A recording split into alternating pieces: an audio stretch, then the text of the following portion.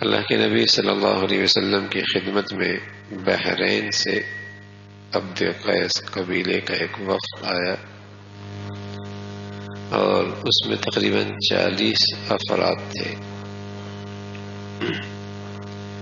ان میں ایک تھے اشج عبد القیس جو اس وفد کے ذمہ دار اور رئیس تھے.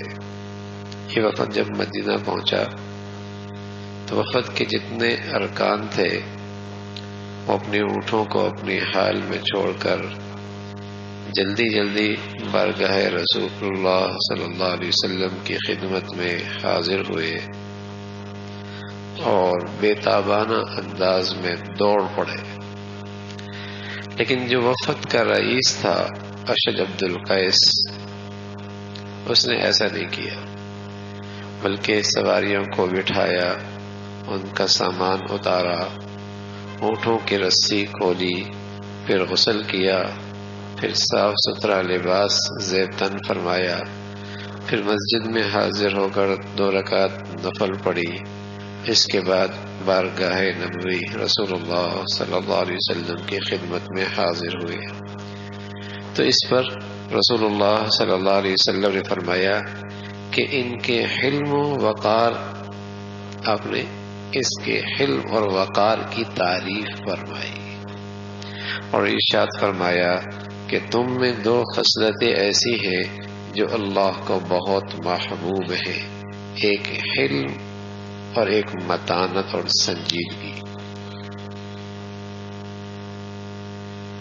تو رسول اللہ صلی اللہ علیہ وسلم نے ان 2 خوبیوں کی تعریف فرمائی. تو اس شخص نے کہا یا رسول اللہ، یہ 2 خصلتیں مجھ میں فطرتی ہیں یا میں نے محنت اور ریاضت سے حاصل کی؟ تو آپ علیہ الصلوۃ والسلام نے فرمایا نہیں، یہ فطرتی ہے، اللہ نے تمہارے اندر یہ پیدا فرمائی ہے. تو وہ شخص کہنے لگا اے اللہ تیرا لاکھ شکر ہے کہ اس نے مجھ میں ایسی 2 خوبیاں پیدا فرما دی جن کو اللہ اور اللہ کے رسول بھی پسند فرماتے ہیں. ٹھیک ہے، الحلم والانا، کہ حلم، وقار، متانت، سنجیدگی یہ آدمی کی شخصیت میں نکھار پیدا کرتی ہے، آدمی کی شخصیت میں نکھار پیدا کرتی ہے، اس کی شخصیت میں ایک وزن آتا ہے. اب بہت سارے لوگ تھے، انہوں نے جہاں سواری چھوڑی اور بھاگ کھڑی ہوئی اشتیاق میں، لیکن اس نے تحمل کے ساتھ، آرام کے ساتھ سارا معاملے نمٹا کر بہت اہتمام سے، سنجیدگی کے ساتھ، وقار کے ساتھ حضور علیہ الصلوۃ والسلام کی خدمت میں حاضر ہوئے. جلد بازی نہیں کی، جلد بازی نہیں کی. تو رسول اللہ صلی اللہ علیہ وسلم نے فرمایا الانات من اللہ والعجلۃ من الشیطان.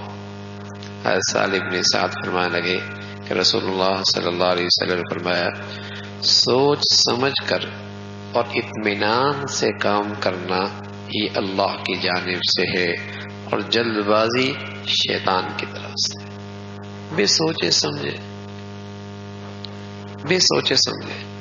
اچھا پھر پچھتاتا بھی ہے، شرمندگی بھی ہوتی ہے، میں نے جلد بازی کیوں کر دی، میں نے جلد بازی کیوں کر دی. تو رسول اللہ صلی اللہ علیہ وسلم نے فرمایا کہ سوچ سمجھ کے اطمینان سے کرنا یہ اللہ کی طرف سے یہ انعام ہے، کسی شخص میں یہ پیدا ہو جائے. اس لیے عقل اور شرع کا فتویٰ یہی ہے، یعنی شریعت بھی یہ کہتی ہے، عقل کا تقاضا بھی یہی ہے کہ جو کام کیا جائے سوچ سمجھ کے کیا جائے. اس کے بارے میں شریعت نے تو بہت پیارا طریقہ بتایا ہے کہ اہل فہم سے اور مخلص لوگوں سے مشورہ لیا جائے، اور کسی اہم کام کے لیے استخارہ کیا جائے، مشورہ کر لیا جائے، استخارہ کر لیا جائے، جلد بازی نہ کی جائے، مشورہ کر لیا جائے اہل رائے سے، مخلص لوگوں سے جس کے بارے میں یہ اطمینان ہو یہ شخص میرا خیر خواہ ہے، قابل اعتماد ہے اور معاملے کو بھی سمجھتا ہے اور خوف خدا بھی رکھتا ہے۔ رسول اللہ صلی اللہ علیہ وسلم نے اس کو بہت پسند فرمایا ہے، اور خصوصاً اہل تقوی سے مشورے لینے سے اللہ اس معاملے میں خیر ڈال دیتے۔ اب تو طبیعتوں میں تحمل رہا ہی نہیں، برداشت، تحمل، بردباری ختم ہو گئی، اور خاص طور پہ ازواجی زندگی میں، خانگی زندگی میں جو یہ تیر چلا دیتا ہے زبان سے، پھر ساری زندگی بیٹھتا ہے۔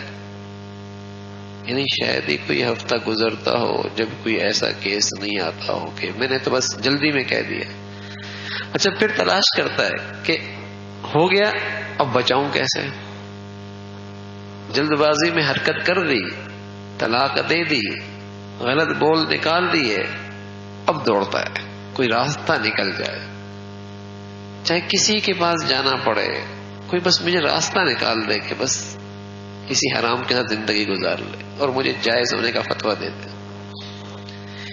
وجہ کیا بنی؟ جلد بازی۔ اگر کوئی ایسا مسئلہ زندگی میں پیش بھی آ جائے تو پھر بھی شریعت کا تقاضا کیا ہے؟ سوچ سمجھ کے پہلے کسی دین والے سے، شریعت والے سے پوچھ لو بھی، اس میرے مسئلے کا حل کیا ہے؟ اگر میں نے گھر ختم ہی کرنا ہے تو شریعت نے اس کا بھی راستہ بتایا ہے، لیکن مشورہ نہیں، تحمل نہیں، بردباری نہیں، جلد بازی ہے طبیعتوں میں، اور ایسا نقصان کر بیٹھتا ہے ساری زندگی، شرمندگی، ندامت۔ تو اللہ یہ خوبیاں ہمیں بھی نصیب فرمائے۔